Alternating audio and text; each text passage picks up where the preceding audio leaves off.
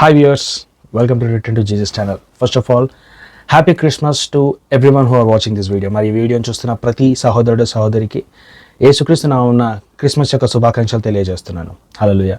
మరి బైబిల్లో ఒక వాక్యం ఉంటుంది, ఏంటి అంటే యోహాను 3:16లో దేవుడు లోకంని ఎంతో ప్రేమించను కాగా తన అద్వితీయ కుమారునిగా పుట్టినవాని యందు విశ్వాసం ఉంచు ప్రతివాడు నశింపక నిత్య జీవము పొందినట్లు ఆయనను అనుగ్రహించును అని. ఈ క్రిస్మస్ దినాన మరి మనము శాంటాక్లాస్ని గుర్తు చేసుకుంటాము, హాలిడే సీజన్స్ అని చెప్పి షాపింగ్ గుర్తు చేసుకుంటారు, గిఫ్ట్స్ గుర్తు చేసుకుంటారు, అన్నీ గుర్తు చేసుకుంటారు. అఫ్కోర్స్ ఇట్స్ క్రైస్ట్ బర్త్డే, ఇది యేసుక్రీస్తు వారి యొక్క పుట్టినరోజు. కానీ ఈ పుట్టినరోజుకి పునాది ఎక్కడ పడింది అంటే దేవుడు మనని ప్రేమించి మనకి రక్షకుడు అవసరము అని చెప్పి మనను ప్రేమించి ఆయనను అనుగ్రహించాడంట. సో ఈ క్రిస్మస్ అనేది మొట్టమొదటిగా దేవుని యొక్క ప్రేమకు చిహ్నము.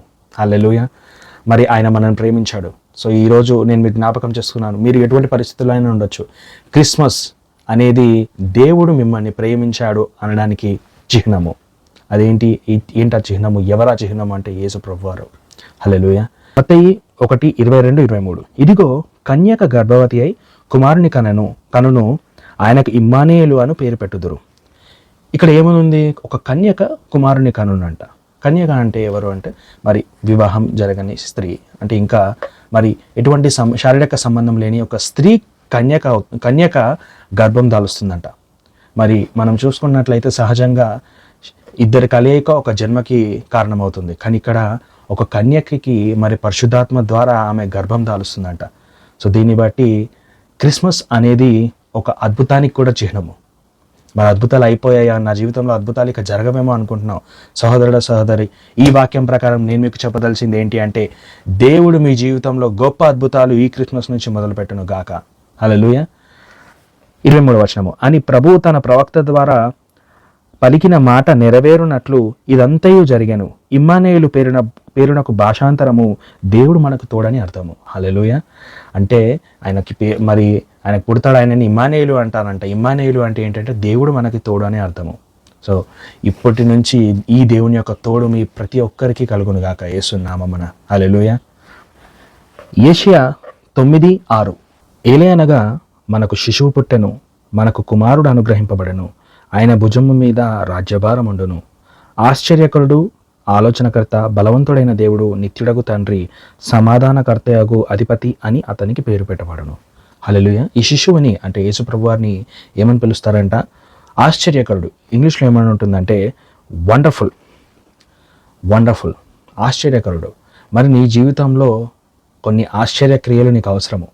మరి అందరూ నేను సహజంగా చూస్తున్నారు, అందరూ సహజంగా ఇతని జీవితం సహజరీత్యా జరుగుతుంది, ఇతనికి ఇలాగే జరుగుతుంది, ఈమెకి ఇలాగే జరుగుతుంది అని వాళ్ళందరూ ఆశ్చర్యపోయే రీతిలో ఈ ఆశ్చర్యకరుడు నీ జీవితంలో ఒక ఆశ్చర్యకరమైన అద్భుతం చేయబోతున్నాడు. హల్లెలూయా.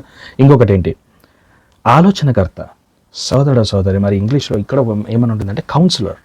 మరి మీరు వినే ఉంటారు, మనకి ఏదన్నా సమస్య వచ్చినప్పుడు లేదా ఏదన్నా ఒక ఐడియా కావాలి, లేకపోతే భార్యాభర్తలకు సమస్య వచ్చినప్పుడు కొంతమంది కౌన్సిలర్స్ దగ్గరికి వెళ్తూ ఉంటారు. అలాగే మనం కొంతమందిని చూస్తూ ఉంటాం, వాళ్ళు చాలా బాగా మరి సహాయం చేస్తారు, మధ్యవర్తిగా నిలబడి కరెక్ట్గా మాట్లాడతారు అని చెప్పేసి అని అనుకుంటారు. మనం వారి దగ్గరికి వెళ్తాం, మనకు ఒక ఆలోచన కావాలని చెప్పేసి. సహోదరి, మనకు ఒక ఆలోచనకర్త పరలోకం నుండి ఇవ్వబడ్డాడు. ఆయన పేరు యేసు ప్రభు. హల్లెలూయా. ఆ ఆలోచనకర్త నీతో ఉన్నాడంట. మరి ఈరోజు నీకు ఏ ఆలోచన రీత్యా నువ్వు బాధపడుతున్నావు, ఈ ఆలోచనకర్త నీతో మాట్లాడి అందులోంచి నేను బయటకు తీసుకొచ్చును కాక. హల్లెలూయా. ఇంకొకటి ఏంటి? బలవంతుడైన దేవుడు. మరి బైబిల్లో ఒక దగ్గర సాతానుని బలవంతుడు అని అంటారు. బలవంతుణ్ణి బంధిస్తేనే తప్ప అతని ఇంట్లో ఉన్నవి ఎలా తీసుకోగలుగుతాం అని అంటాడు. అయితే నీతో కూడా ఒక బలవంతుడు ఉన్నాడు. మరి నీవు బలహీనుడువేమో, నీ బలం చాలట్లేదేమో. సహోదరి, ఈ క్రిస్మస్ దినాన నేను నీకు చెప్పదలిచింది ఏంటి అంటే నీతో ఉన్నవాడు బలవంతుడు. హల్లెలూయా. నీతో ఉన్న ఈ యేసు ప్రభువు వారు బలవంతుడు, కాబట్టి నీవు కూడా బలవంతునివే. హల్లెలూయా. నిత్యుడగు తండ్రి, సమాధానకర్తయగు అధిపతి. ఈయన నిత్యము ఉండే దేవుడు, అలాగే సమాధానానికి అధిపతి. నీ జీవితంలో ఈరోజు ఈ క్రిస్మస్ మొదలుకొని అన్నీ సంతోషముగా సమాధానముగా జరుగునట్లు యేసుక్రీస్తు నామమున ప్రార్థిస్తున్నాను. హల్లెలూయా. ప్రార్థించుకుందాం. నజరుడైన యేసుక్రీస్తు నామమున మరి ఈరోజు ఎవరెవరైతే ఈ వాక్యాన్ని చూస్తున్నారో ప్రభు, మరి ఈ వాక్యాన్ని వింటున్నారో, దేవా నీవు ఆలోచనకర్తవు, ఆశ్చర్యకరుడవు, నిత్యుడగు తండ్రివి, బలవంతుడగు దేవుడవు తండ్రి. దేవా మరి నీవు మాకు దేవుని యొక్క ప్రేమ ద్వారా అనుగ్రహింపబడి ఉన్నావు కాబట్టి మా జీవితాలని ప్రేమతో నింపు. మా జీవితాలని సమాధానంతో నింపు.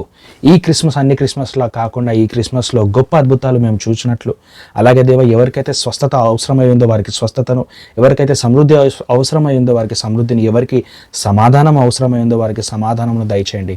మరి ఎవరికి ఆలోచన అవసరమైందో నీవు ఆలోచనకర్తావు కాబట్టి నజరేయుడైన యేసుక్రీస్తు నామమున వారి జీవితాల్లో ఆలోచన దయచేయమని ప్రార్థిస్తున్నాను. ప్రభు, మరి ఈ వీడియోని చూస్తున్న వారు ఎవరెవరు ఎటువంటి నొప్పుల గుండా వెళ్తున్నారో, ఎవరెవరు ఎటువంటి బాధల గుండా వెళ్తున్నారో ఇప్పుడే మరి వారిని ముట్టి స్వస్థపరచమని ప్రార్థిస్తున్నాను. నీ యొక్క అభిషేకము ప్రభువా మరి వారిని ముట్టి తాకి స్వస్థపరచినట్లు ప్రార్థిస్తున్నాను. ఎవరి జీవితం అయితే నలిగిపోయి ఉందో ప్రభువా, విరిగిపోయి ఉందో ఇప్పుడే యేసుక్రీస్తు నామమున నీ యొక్క శక్తి ద్వారా వారిని తాకి నజరేయుడైన యేసు నామమున విరిగిపోయిన దాన్ని తిరిగి కట్టమని అద్భుతముగా ప్రభువా, ఆశ్చర్యకరముగా, అందముగా తిరిగి కట్టినట్లు నజరేయుడైన యేసుక్రీస్తు నామమున ప్రార్థిస్తున్నాను తండ్రి. ఆమేన్. Happy Christmas.